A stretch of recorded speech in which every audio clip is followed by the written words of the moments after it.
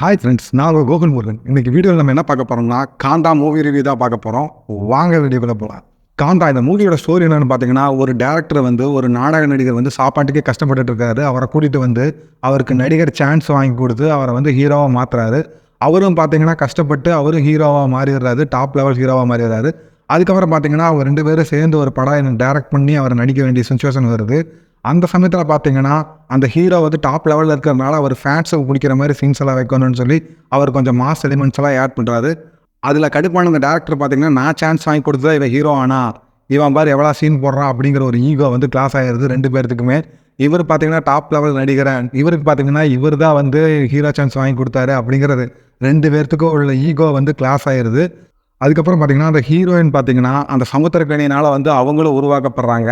So அதனால் பார்த்தீங்கன்னா சமுத்திரக்கனிக்கு சாதகமாகவும் பேச முடியல, அந்த ஹீரோ வந்து இவங்களுக்கு பிடிச்சி போயிடுது, அவங்களுக்கு சாதகமாகவும் பேச முடியல. இவங்க 2 பேர்த்துக்குள்ள நடக்கிற விஷயம் தான் வந்து இந்த படத்தோட ஸ்டோரி. படத்தில் பாசிட்டிவ் என்னென்னு பார்த்தீங்கன்னா, இந்த படத்தில் ஹீரோவாக நடிச்சிருக்க துல்கர் சல்மானோட தான். அவரோட ஆக்டிங் பார்த்தீங்கன்னா ரொம்பவே நல்லா இருந்துச்சு. பொதுவாக பார்த்தீங்கன்னா இந்த படங்கள் பார்த்தீங்கன்னா கமல், விக்ரம், தனுஷ், சூர்யா இவங்கெல்லாம் வந்து படத்துக்காக ரொம்ப மெனக்கெட்டு நடிப்பாங்க. அந்த மாதிரி பார்த்தீங்கன்னா துல்கர் சல்மான் பார்த்தீங்கன்னா இந்த படத்தில் ரொம்பவே மெனக்கெட்டு நடிச்சிருக்காரு. அவரோட நடிப்பு வந்து ரொம்ப சூப்பராக இருந்துச்சு. அவருக்கு ஈக்குவலாக பார்த்தீங்கன்னா, நான் சின்ன வயசுலேருந்து நாடகத்திலும் நடிச்சிட்டு வரேன்டா அப்படின்னு காட்டுறதுக்காக சமுத்திரக்கனி அவரோட பர்ஃபார்மன்ஸ் வந்து ராவாக பயங்கரமாக கொடுத்துருந்தாங்க. இந்த நடிகை பார்த்தீங்கன்னா ஆல்ரெடி மிஸ்டர் பச்சான் அப்படின்னு சொல்லி ஒரு தெலுங்கு படத்தில் நடிச்சிருப்பாங்க. அந்த படத்தில் அந்தளவுக்கு அவங்களுக்கு பர்ஃபார்மன்ஸ் ரோல் கொடுக்கல. ஆனால் இந்த படத்தில் பார்த்தீங்கன்னா அவங்களுக்கு இம்பார்ட்டன்ஸ் கொடுத்து நல்ல ரோல் கொடுத்துருக்காங்க. அவங்களும் அவங்க சூப்பராக யூஸ் பண்ணியிருக்காங்க அந்த இடத்துல. இந்த படத்தில் நெகட்டிவ் என்னென்னு பார்த்தீங்கன்னா, இந்த படத்தோட ஸ்டோரி தாங்க. ஸ்டோரி பார்த்தீங்கன்னா ரொம்பவே லேகாக இருந்துச்சு. ஸோ அவங்க வந்து ஆக்டிங்கில் வந்து நீங்கள் பர்ஃபார்ம் பண்ணிங்க, நாங்கள் ஸ்டோரியில் வந்து அந்தளவுக்கு பர்ஃபார்ம் பண்ணல, நீங்கள் நடிப்பில் தான் அந்த படத்தை காப்பாற்றணும் அப்படின்னு சொல்லி கொடுத்துட்டாங்களா என்னன்னு தெரில. அந்தளவுக்கு வந்து ஸ்டோரி வந்து ஒர்க் அவுட் ஆகலை. அது போக பார்த்தீங்கன்னா செகண்ட் ஹாஃபில் வர ராணாவோட ஆக்டிங் பார்த்தீங்கன்னா ரொம்பவே ஆர்டிஃபிஷியலாக இருந்துச்சு. அது வந்து அவ்வளோ ஒன்றும் ரசிக்கப்படியே இல்லை. ஒரு மாதிரி அந்த ரோல் வந்து நமக்கு கனெக்டே ஆக மாட்டேன்ருச்சு.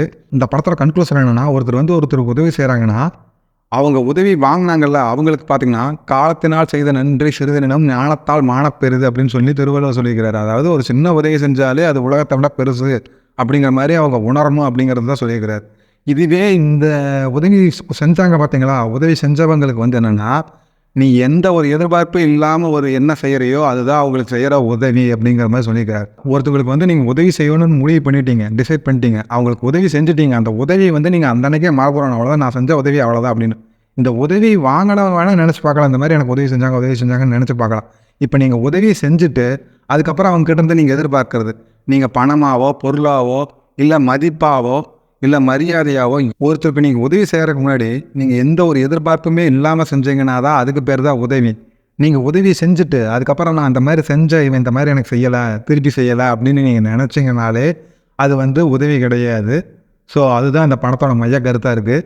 நீங்கள் ஒருத்தருக்கு உதவி செய்கிறதுக்கு முன்னாடி செய்யலாமா வேண்டாமான்னு நீங்கள் 1000 யோசிச்சுங்க. செஞ்சாலும் செய்யாட்டி அவங்க ஏதோ ஒன்று பண்ணி முன்னேற தான் போகிறாங்க.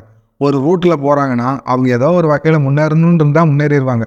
நீங்கள் அந்த ரூட்டை மட்டும் காமிச்சுட்டு நீ நான் தான் செஞ்சேன்னு எல்லாத்துக்கிட்டே சொல்கிறது, இதெல்லாம் வந்து அந்த உதவிக்கு உண்டான மரியாதையே போயிடும். அதாவது நீங்கள் செஞ்ச உதவிக்கு உண்டான மரியாதையே போயிடும். இன்றைய காலகட்டங்கள் எல்லாம் பார்த்தீங்கன்னா வச்சுங்க, ஒரு உதவி செஞ்சுட்டா அவங்க வந்து அந்த மதிப்போடையே நடத்தணும், அவங்க கிட்ட வந்து நான் மரியாதையாகவே இருக்கணும் அப்படின்னு எதிர்பார்க்குறாங்க.